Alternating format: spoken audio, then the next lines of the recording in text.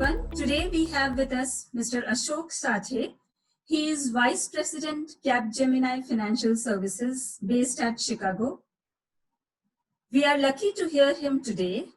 We will hear about his journey to this stage and also how NITIE shaped his career. Mr. Sathe. Okay. Hello everyone, and thank you, Professor. Thank you for this opportunity. As I saw your emails, always talking about NITIE does bring fond memories.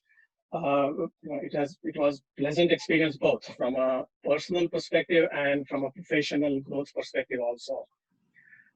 I was in NITIE in 85, 86, so I'm the 15th batch, several years ago now.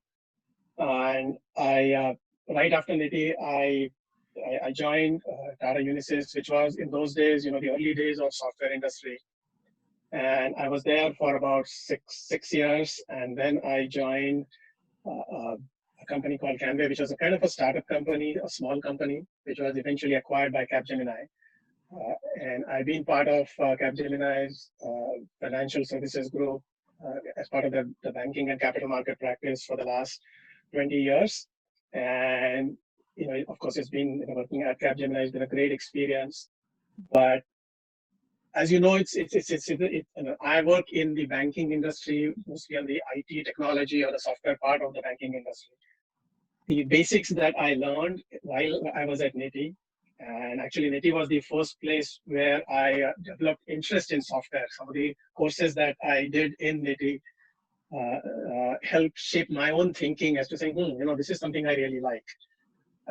So that has been very helpful. So what I do today, to some extent, the foundation of that was led in my courses in NITIE, and I believe that what I did in NITIE gave me the unique foundation of not just focusing on the engineering part, and just trust me, some part of engineering is required in information. A lot of it is required in information technology, but there are many other skills that are required to be in this industry, in this job.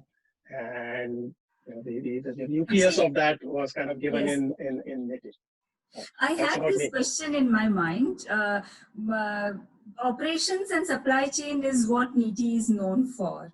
And then how you shaped your career in this line. Can you please a little bit tell me about that? Because many students would like to actually explore and take this challenge. So can you just tell me about that? In my view, what I learned in NITIE, of course, there was the industrial engineering related, and the classic industrial engineering, time and motion study. I learned courses on operational research, a lot of the mathematical courses. But at the same time, we did have courses in MIS, Management Information Systems. In fact, we had one of the visiting professor at that time when I was there, who taught us a little bit about the software engineering. And that was the one that created the interest. But beyond that, I'd also done courses in organizational behavior, human psychology, marketing. So at least, the courses I did, of course, the heart of that, or I would say like 60-70% of that was in the industrial engineering and operation research area. Mm-hmm. But there was more to what I learned in NITIE than just that part.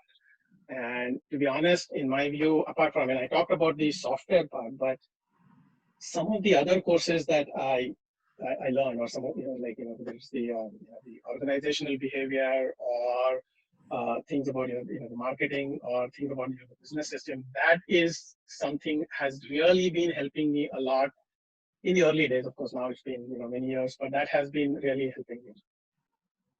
So what do you think students as a skill set they should acquire during COVID time specifically, and in general to be successful in the business? I would really urge students to keep their mind open. Take some additional courses which are over and above what your basic specialization is, because that in sometimes in the long run would really help you. One, of course, not just broaden your perspective, but gives you a perspective, especially in the corporate world, what the other people are saying. And I'll give an example. I learned the marketing, for example. That really helped me in when I was doing, in my early days in the software industry, some projects for the marketing department of a company, it could help me understand, though I was more focused on programming and how to design some application. The business context of that really, I could understand what the marketing team was telling in that. So, and I'm sure the same thing, whether it's supply chain, whether it's the OR or whatever of your specialization is. So while when you're still a student in NITIE, try to learn a little bit more than what your core specialization is, because that will help you in the long run. Again, give you the basic foundation, then you can you can quickly read something as required. From a COVID perspective, of course, I think I would say it's more like a life lesson. A lot of, like I've been now working from home for the last 3 months. So things will happen which are not in your control. How do you innovate on the situation? And the innovation could be, or how do you figure out new ways of doing things, whether it's COVID, you have to work from home, or whether it is, some other challenge that you will get in your job, whether you have your own company, whether you work for some other company. How do you innovate in that situation? How do you, because initially, I work in a consulting, and so a lot of my work requires me to be in front of the customer. And so when this, with the COVID situation, the travel, you can't now travel. No one was. In fact, I remember the first week when it started, one of the clients, I was willing to go to the client meeting, and then the client said, no, I don't want you here. But so the first couple of weeks we are like, oh, how do I do my business now? I'm not going to be in front of the customer. But then, working on, it's a video conferences, audio calls, emails, and now it's kind of a little bit of business as usual, and of course we all want the COVID situation to go away and be behind us. But I think that is just one instance of, your innovation capability. And don't get discouraged when these challenges come. There is always some way you will find. Okay, so moving on to another question, wherein because you have international stint, I would request you to throw some light on how students should prepare themselves for international market, or how NITIE should help students in preparing for international market.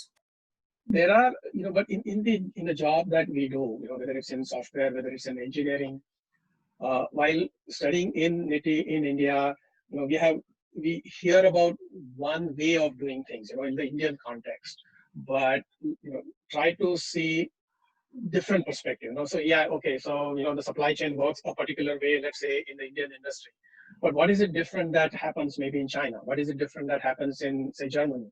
Whenever you have that opportunity of either learning, and it could be anecdotal. Just read the trade magazines, or ask the question to your professors, right? A lot of them have that experience, and they'll say, "Oh yeah, this is how you see in India or in Asia, but this is how it works in South America." I think having that awareness is important, because then, let's say when your assignment comes, or you get an opportunity in a multinational company, maybe in India, you at least have some idea as to how things are happening outside. Maybe 80% is same, but there is those 20% nuances are there. Contextual differences. Yeah. So that's I think it's all about keeping your mind open, and there are things, yes, what you are learning, and there is more to, to that subject than what you are actually learning in the classroom. It was lovely talking to you, and I feel like, listening to you, but because of paucity of time, I'll stop here. Thank you so much, and I would request you to keep sharing your thoughts with our current student, as well as incoming student, as well as anyone who would like to listen, because these are the lessons which are not specific to any particular person, but it is life lessons. Thank you so much, Mr. Sathe.